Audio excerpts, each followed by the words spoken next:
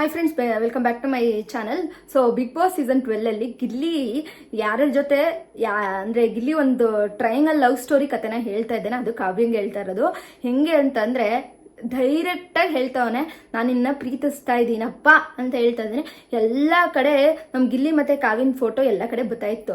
But ಆದ್ರೆ ಇಲ್ಲಿ clarity ಯಾರಿಗೂ ಸಿಕ್ಕಿರ್ಲಿಲ್ಲ. ನಿಜವಾಗ್ಲೂ ಕ್ಲಾರಿಟಿ ಸಿಕ್ತು.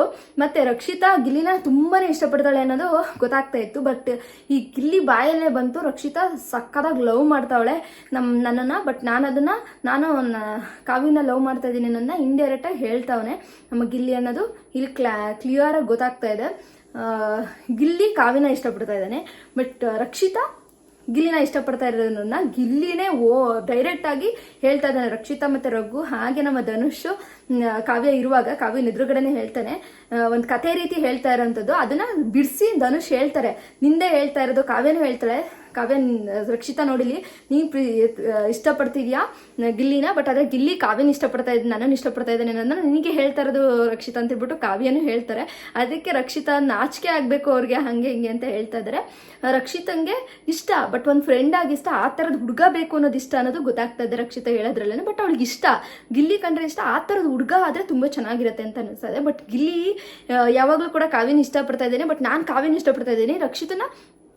ರಕ್ಷಿತಾ ಬಂದ್ಬಿಟ್ಟು ನನ್ನನ್ನು ಇಷ್ಟಪಡ್ತಾ ಇರೋದು ಗೊತ್ತಾಗ್ಬಿಟ್ಟಿದೆ. ಬಟ್ ಹೆಂಗೆ ಹ್ಯಾಂಡ್ಲ್ ಮಾಡ್ತಾನೆ ಹೊರಗಡೆ ಬಂದಮೇಲೆ ಅದನ್ನು ಕಾದು ನೋಡಬೇಕು ಅಂತಲೇ ಹೇಳ್ತೀನಿ. ಒಂಥರ ಚೆನ್ನಾಗಿದೆ.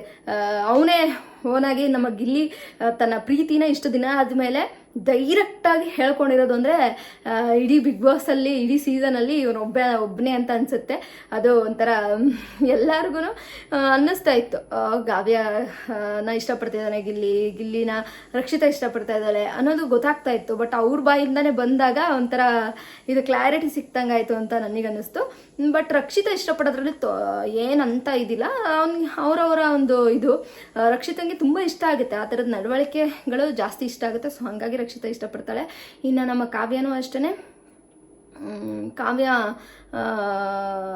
ಗಿಲ್ಲಿನ ಇಷ್ಟಪಟ್ಟಿಲ್ಲ, ಬಟ್ ಗಿಲ್ಲಿ ಕಾವ್ಯನ ಇಷ್ಟಪಡ್ತಾ ಇದ್ದಾನೆ ಅನ್ನೋದು ಇಲ್ಲಿ ನಮಗೆ ಆಲ್ರೆಡಿ ಗೊತ್ತಿತ್ತು. ಬಟ್ ಅದನ್ನು ಕನ್ಫರ್ಮ್ ಮಾಡಿದ್ದಾರೆ ನಮ್ಮ ಗಿಲ್ಲಿಯವರು. ಸೊ ಇದ್ರ ಬಗ್ಗೆ ನಿಮ್ಗೆ ಏನು ಅನಿಸುತ್ತೆ, ಆ ಪ್ರೊಮೋನ ನೋಡಿದ್ರ ಅಂತೇಳಿ ದಯವಿಟ್ಟು ಕಮೆಂಟ್ ಬಾಕ್ಸಲ್ಲಿ ಕಮೆಂಟ್ ಮಾಡಿ ಗೈಸ್. ಮತ್ತೊಂದು ವಿಡಿಯೋ ಜೊತೆ ಸಿಗ್ತೀನಿ. ಬಾಯ್.